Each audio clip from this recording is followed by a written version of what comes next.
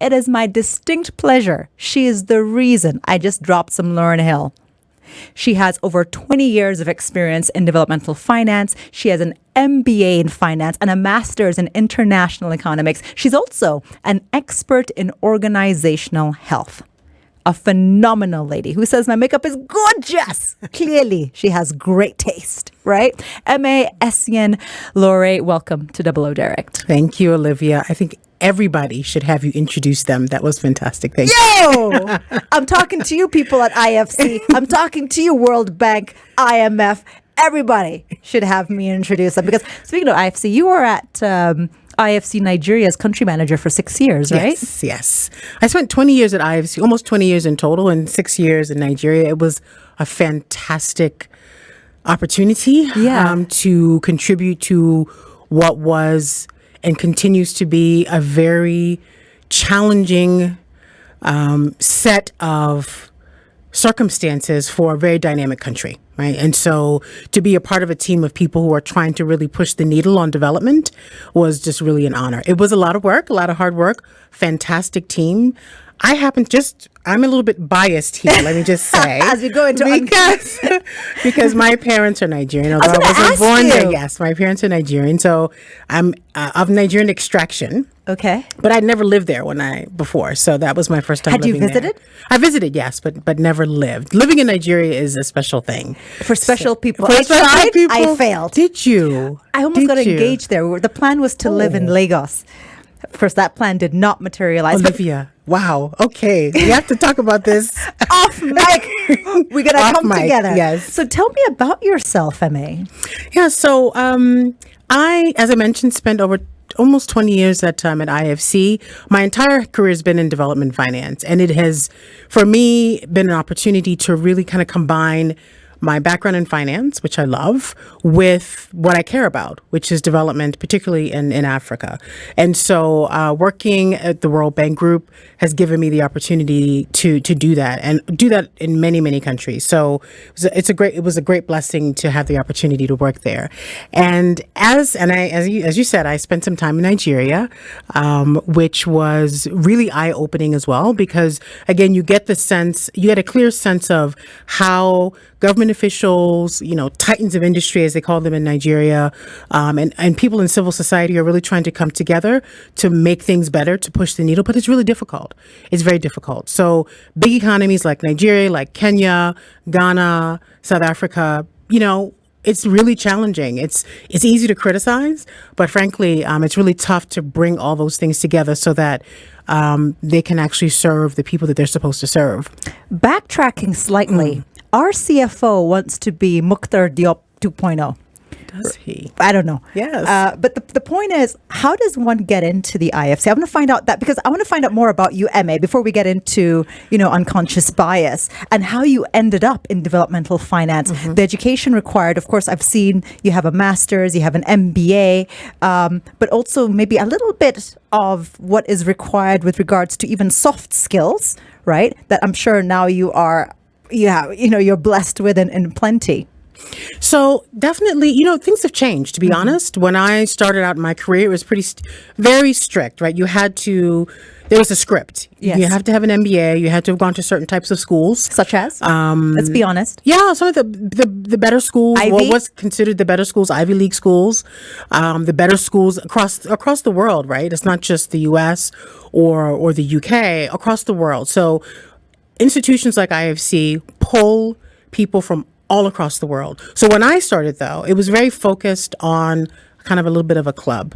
Over the years, that's changed a lot. So IFC rarely recruited from Kenya or Nigeria directly.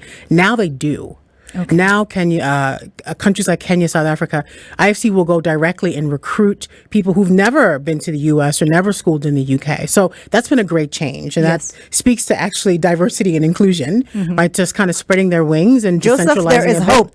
Joseph, there is hope. And there are incredible people that have schooled completely here, educated completely here, and who are thriving at organizations like the IFC. So you don't have to go outside to do it. Although it's good to do that. And it's good to go outside and experience other things because you learn more. Yes. Right? You stretch yourself when you go and engage with people from different backgrounds and different cultures. If you just sit in your little box, no matter how bright you are, you're going to be a bit limited. Yes. In terms of soft skills, I would say, emotional intelligence, which all of us could do better on, right? And by that I mean, and this is where the conversation on unconscious bias is going to come in, is just having a good understanding of yourself and the people you're working with.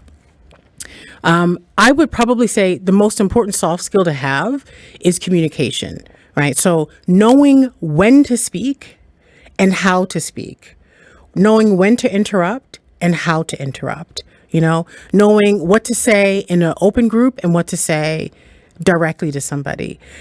Just being cognizant of all that, not being led by your emotions, but being led by what's the right thing at this moment in order to really bring people around the table so that you can get a better outcome.